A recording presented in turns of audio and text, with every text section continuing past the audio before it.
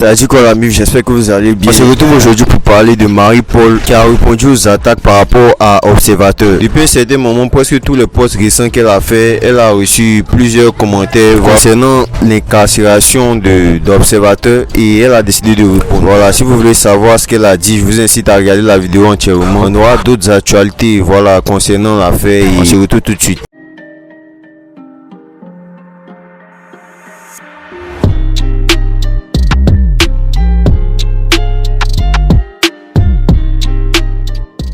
Il y a un récit de l'audience d'Observateur qui a beaucoup circulé sur internet et selon ce récit, Curé a voulu condamner Observateur à 5 ans de prison et aussi d'après ce qui s'est dit dans le récit, il n'a pas apprécié le fait que Observateur poste la tenue de prisonnier qu'il a posté sur sa page là. Selon le récit, Observateur a affirmé ne pas parler de Marie-Paul Adji mais plutôt de Marie-Dominique Acré. Lors de son témoignage, Observateur a affirmé qu'il ne faisait pas référence à Marie-Paul Adji mais à Marie-Dominique Acré dans sa vidéo. Le juge a jugé son comportement peu sérieux. En outre, le procureur a présenté une vidéo d'Observateur vêtu d'une tenue orange se présentant déjà comme un prisonnier où il annonçait avoir été convoqué à la PSCC. Le procureur, cela constituait une provocation de trop.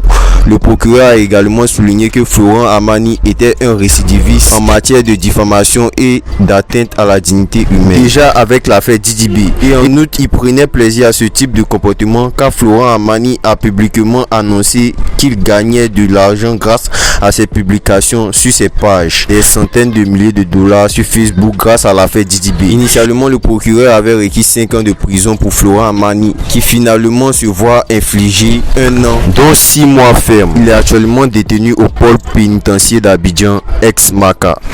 Donc on sait tous que actuellement Observateur voilà est détenu à la Maca et récemment son avocat a pris la parole qu'il souhaite soumettre l'affaire aux Nations Unies et à la commission de détention arbitraire de l'ONU. Selon ses dits, le procès a été fait sans tenir compte de la procédure. Il explique qu'ils se sont basés sur toutes les vidéos d'Observateur plutôt que sur la vidéo concernant Marie-Paul Adji. Comme nous le craignions avec l'ensemble de la défense d'Observateur, toutes les vidéos ont été ressorties et on avait le sentiment au fond, très injustement d'ailleurs, qu'Observateur avait été jugé sur l'ensemble de son œuvre et de l'ensemble de petites vidéos qui à la base ne faisaient même pas partie de la procédure. Avec la défense, nous comptons faire appel de cette décision avec le sentiment au fond que Observateur vit aujourd'hui une injustice. Et face à cette injustice, eh bien nous allons faire entendre la voix de la défense d'Observateur. Avec son aval, nous ferons sans doute appel de cette décision. Nous avons d'ores et déjà saisi les instances onusiennes et en particulier la commission de détention arbitraire de l'ONU qui aura aujourd'hui moins de 2 mois pour se positionner sur cette décision. Certains internautes ne manquent pas de s'exprimer sur l'acte de Marie-Paul Adji concernant le cas d'Observateur, voilà, sur presque tous ses posts et son dernier post qu'elle a fait récemment. Certains n'ont pas manqué de s'exprimer, voilà, dans les commentaires. Il y a celui-là qui dit « Je ne dois pas avoir le sommeil tranquille après avoir fermé ton ancien camarade. Ça te touche forcément quand tu es seul au lit. » Un autre qui dit « Est-ce que tu arrives à dormir après tout ça ?» Sur le post, cet internaute dit, je cite, « On dirait que l'Atlantique commence à avoir des remords. Hein. Depuis la condamnation, elle n'est pas du tout tranquille. » Toujours dans les commentaires pour voir ce que le monde entier pense de son acte. Tanti, ce qui est fait est fait.